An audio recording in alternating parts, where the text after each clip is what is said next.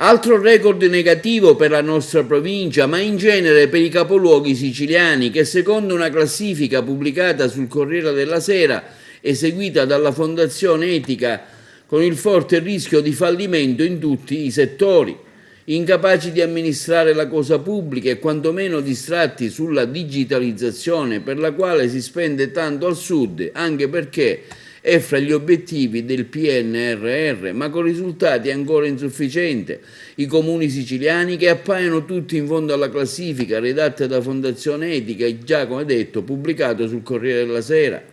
A fronte di Reggio Emilia e Bologna, che guidano la classifica italiana, seguite da altre città del nord e anche dell'Emilia, Agrigento risulta ultima in classifica con soli 14 punti su 100 e secondo le valutazioni di Fondazione Etica ha teorico rischio di fallimento in tutti i settori.